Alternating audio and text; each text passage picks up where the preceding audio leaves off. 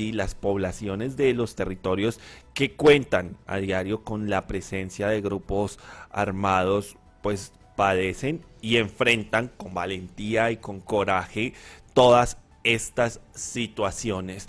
Pues para hablar al respecto, analizar esta situación justamente de cómo viven las personas en estos territorios, vamos a tener un invitado muy especial y por eso a esta hora de la mañana saludamos a Teófilo Vázquez, quien es asesor del IPASUD y también experto en todos estos temas de investigación en conflicto y paz. Profesor Teófilo, muy buenos días, bienvenido a Revista de la Mañana.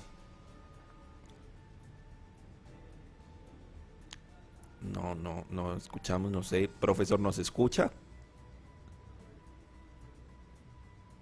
No. Vamos a estar pues restableciendo la comunicación con el profesor Teófilo Vázquez, quien es asesor del IPASUD y también pues un gran investigador conocedor respecto a todos los temas de conflicto y paz aquí en el territorio nacional. Pues realmente es bastante importante reconocer bajo las diversas situaciones que te pueden ver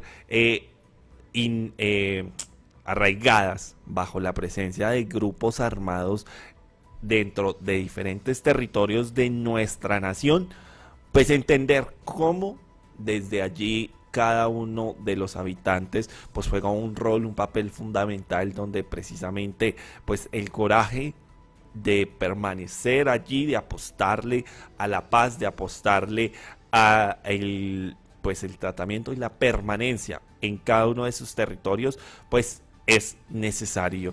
Vamos a ver si ya tenemos al profesor Teófilo. No, estamos aquí continuando con estas percances técnicos. Vamos a estar hablando precisamente de este tema, Julián, y es que pues hubo una situación adversa, una situación que definitivamente puso sobre la mesa pues el tema de la confianza, el tema de pues de todo lo que representa la permanencia para muchas poblaciones en diferentes territorios del país. Esta situación específica se dio en Tierra Alta, en Córdoba. Sin embargo, pues como se menciona, no es el único territorio en el país donde hacen presencia diferentes grupos armados y también no es el único territorio en el cual cada una de sus poblaciones pues permanece allí enfrentando o viviendo de alguna forma dificultades en su permanencia, en su tranquilidad. Sin embargo, pues desde allí elementos o digámoslo adjetivos muy valerosos para esta población: la valentía y el coraje. Así es, Gus. Recordemos que ayer fue un momento decisivo, un momento bastante complejo que vivió la comunidad de El Manso en Tierra Alta, donde una unidad del ejército intimidó a la población y estos elementos se van sumando a múltiples denuncias de las comunidades en Chocó, en Guaviare y en el Putumayo, que no solamente han sucedido a lo largo de este año, sino que se van acumulando desde el año 2021, que se han quejado de operativos militares irregulares que ponen en riesgo a la comunidad. Y ellos dicen eso: no vamos a ocultar la verdad, qué es lo que está sucediendo en este momento con esos encuentros de grupos armados, véase desde los dos lados o véase desde diferentes puntos de vista. Los grupos armados pues llegan allí a generar ciertas presiones, ciertas tensiones desde las comunidades alejadas, y allí pues genera todos estos encontronazos, ¿no? Encuentros bastante decisivos, bastante poniendo a la comunidad en otro juicio, en otra mentalidad. Sí, y es que bajo esto sucedido allí en Tierra Alta, pues de nuevo juega un papel muy importante de cuánto confiamos en nuestras instituciones, en nuestras autoridades. Y es que el ministro Iván Velázquez, él mismo señaló que es de suma gravedad lo sucedido allí en este territorio y exige una adopción de decisiones drásticas, ya que no se tolerará comportamientos que afecten a las comunidades y también a la credibilidad y confianza que se tengan sobre las fuerzas militares. Ya estamos entonces en contacto con Teófilo Vázquez, quien es asesor del IPASUD, también investigador en temas de conflicto, paz, para analizar esta situación. Profesor Teófilo, ¿ya nos escucha? Sí, señor. Ahora ¿Ustedes me sí. escuchan? Sí, ahora sí ya tenemos contacto con Teófilo Vázquez. Y empecemos hablando precisamente de cómo esta situación que se presentó en Tierra Alta puede generar un impacto sobre la confianza, sobre la credibilidad en las instituciones y más sobre las fuerzas militares. ¿Aló? No. Profesor, ¿nos escucha? Sí, señor. Sí, le preguntaba cómo esa situación que se presentó, que se evidenció en Tierra Alta, Córdoba, respecto a pues el ejército, algunos miembros del Ejército Nacional que ingresaron hasta este territorio en actos de intimidación a la población, cómo esto afecta precisamente la confianza con las instituciones y pues con nuestras fuerzas militares. Pues es evidente que un acto de estos donde demuestra una abierta hostilidad de la fuerza pública contra la población civil, pues afecta la credibilidad en las instituciones, especialmente en un gobierno pone uno de sus presupuestos es cambiar las relaciones con la población civil, empezar a construir una nueva forma de concebir la seguridad y la lucha contra los factores de violencia. Y yo creo que en el fondo me parece a mí que este episodio expresa muy bien las distancias que hay entre el Ejecutivo y las prácticas específicas de la fuerza pública. Las tensiones han sido permanentes y creo que este es un episodio que demuestra que definitivamente por un lado va el gobierno nacional en una concepción de seguridad humana amplia, participativa, comillas, democrática, y por otro lado una fuerza pública que sigue teniendo prácticas tradicionales de combatir y de construir la seguridad y la relación con la población civil. Allí es claro que es evidente que la fuerza pública sigue teniendo en algunas regiones rurales colombianas el trato con la población civil bajo el supuesto de que son auxiliares de X o Y grupo armado. Y además también me parece importante destacar que el hecho y el episodio de Tierra Alta en el Manso expresa muy bien que la tragedia de este país en cuanto al conflicto armado aún continúa. Y eso, pero también hay un hecho significativo que me parece también importante destacar. Así como el conflicto continúa, también sigue siendo valiente la manera en cómo la gente y los pobladores y los campesinos resisten a esta guerra, y en el video es claro la valentía de esta señora.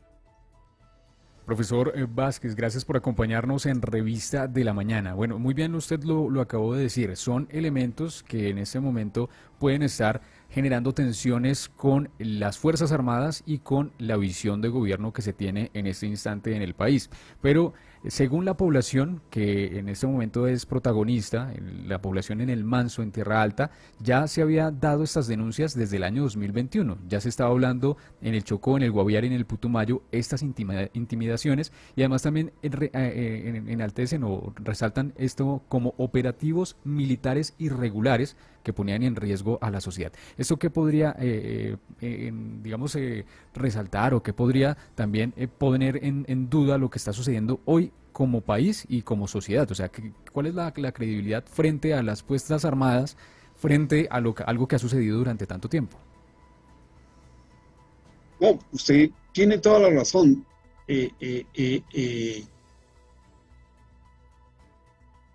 Sin duda el hecho no hace sino ahondar las distancias y la profunda desconfianza que en muchos territorios que han sido azotados por el conflicto tienen con respecto a la fuerza pública. Ha sido tradicional y ha sido una práctica, casi que un patrón, que la fuerza pública presuponga que la población civil es auxiliar o es parte del enemigo interno. Mientras no se cambie esa práctica, mientras en la fuerza pública ese presupuesto doctrinario no cambie, debe haber un cambio doctrinal, pues vamos a seguir teniendo estos problemas.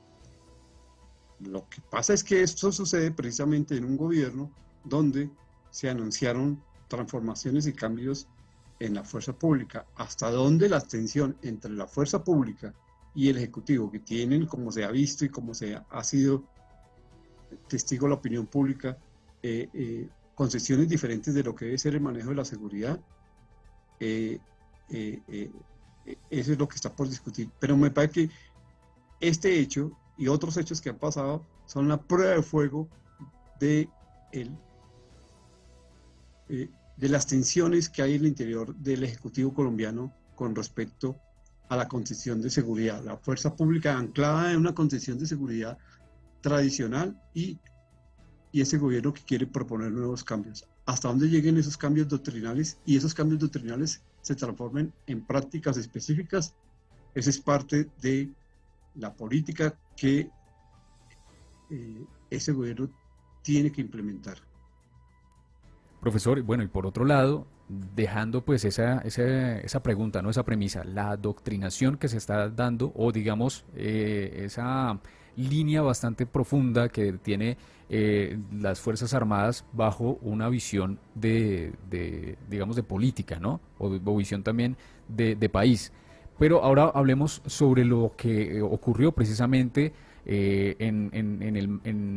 sucedió precisamente ya le tengo el dato, en El Manso, en Tierra Alta, que llegan allí estas personas armadas, se identifican como parte o un apéndice de las FARC y después dicen, no, somos de la brigada del batallón de infantería número 33, Batalla de Junín.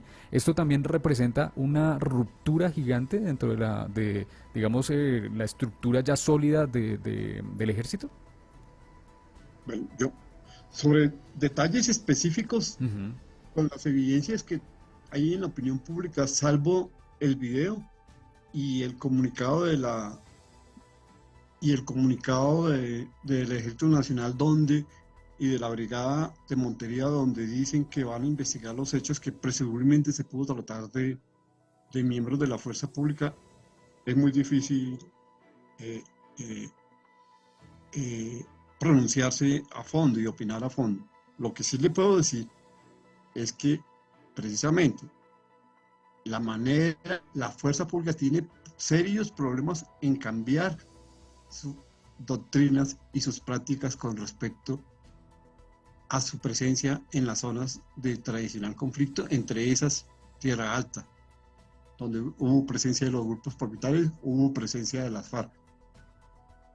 Es muy grave que la fuerza pública, si es cierto que eran miembros de la fuerza pública, se presente en un territorio, primero, como se vio, hostigando abiertamente la población civil.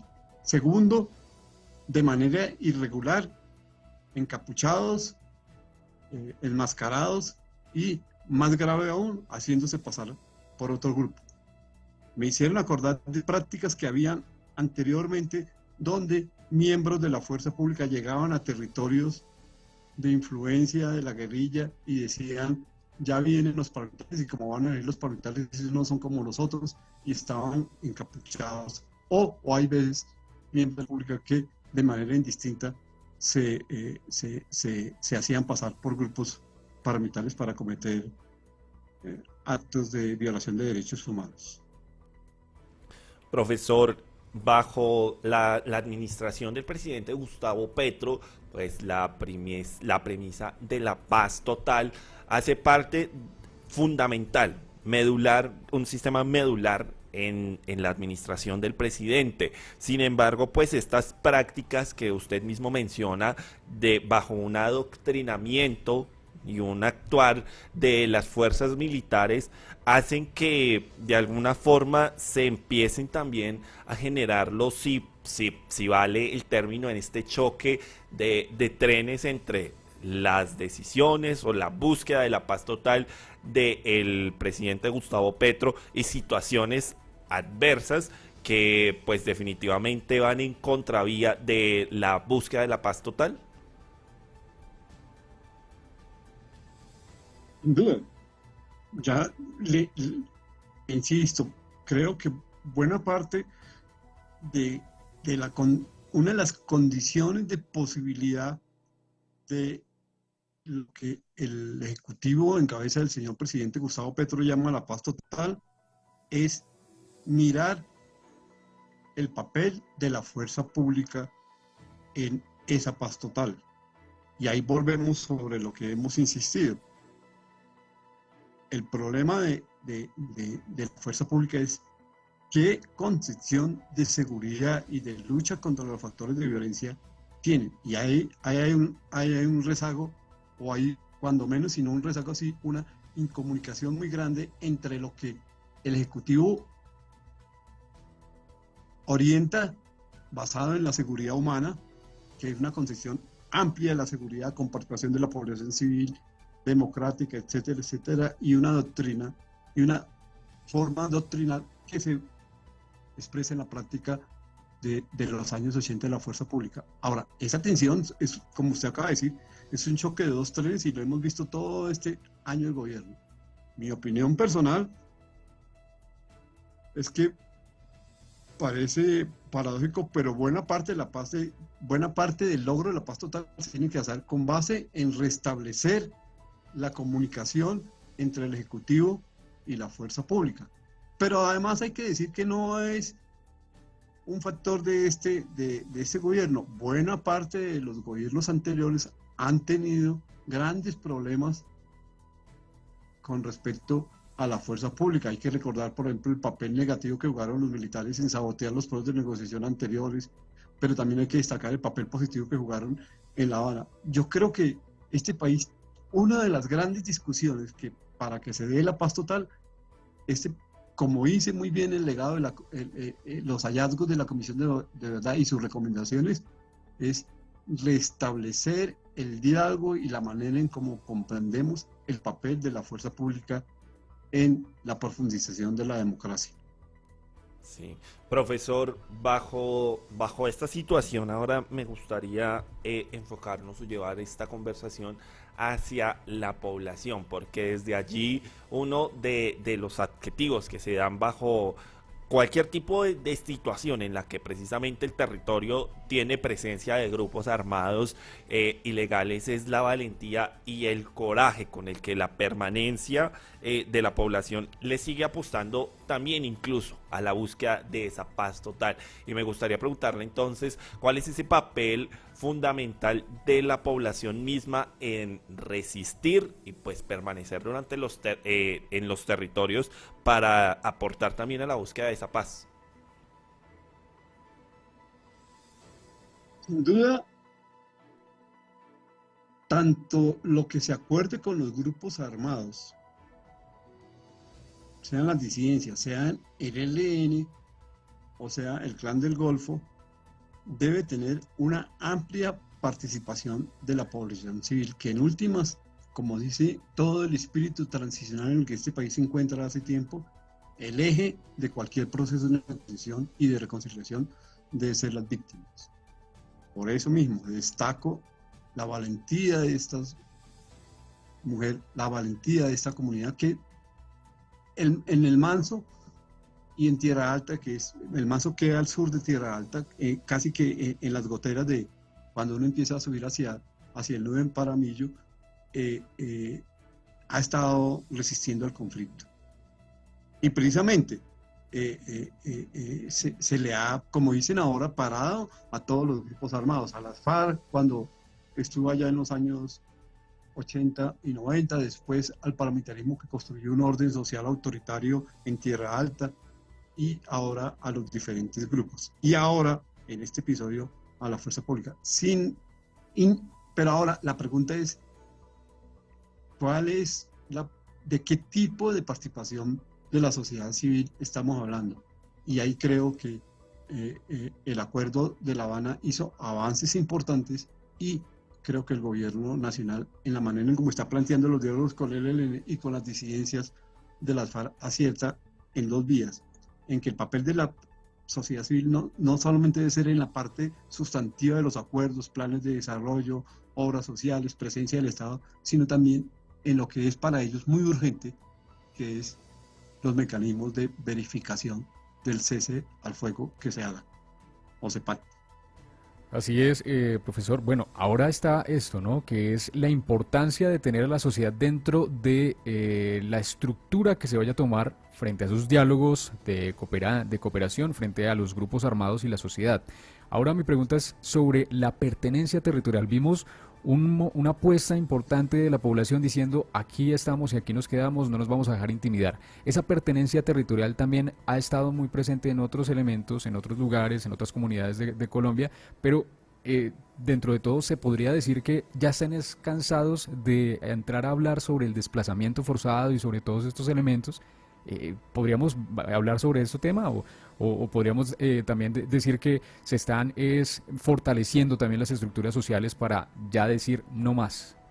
¿Cuál es su lectura? No, yo creo que esta es una expresión también de algo que parece obvio, pero que hay que resaltarlo. Mire, la gente está, por decirlo de manera coloquial, mamada de la guerra.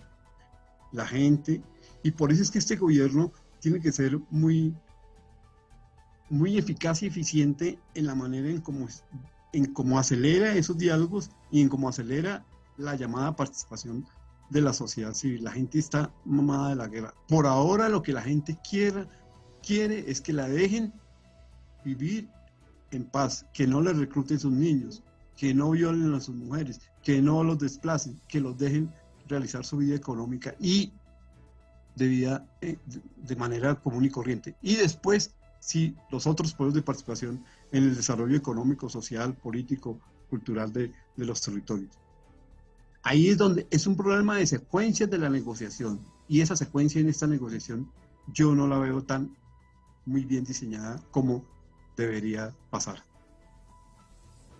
Profesor Teófilo Vázquez, muchísimas gracias por estos minutos que nos regala aquí en Revista de la Mañana. Muy importante reconocer esta situación donde son múltiples los factores que empiezan a alinearse desde ese tema de la búsqueda de la paz total. Este episodio gravísimo allí en Tierra Alta, en Córdoba. Muchísimas gracias por acompañarnos aquí en Revista de la Mañana. No, a sus órdenes, muchas gracias por la invitación, muy amables. A usted, es que realmente desde este episodio que se vivió allí en Tierra Alta, pues son varios apartes que empiezan a surgir, temas de confianza y también de eso que genera o que nos confirma, nos afina el profesor Teófilo Vázquez frente a esa territorialidad y la gente está cansada de la guerra. Pues frente a este tema, Julián, la Fiscalía General de la Nación también designó un grupo de fiscales e investigadores de la Dirección Nacional de Derechos Humanos para investigar qué sucedió con los hombres que aparecieron armados, esto allí en el caserío en Tierra Alta. Muy, muy grave esta situación. Ya son las 9:49 de la mañana, seguimos al aire en Revista.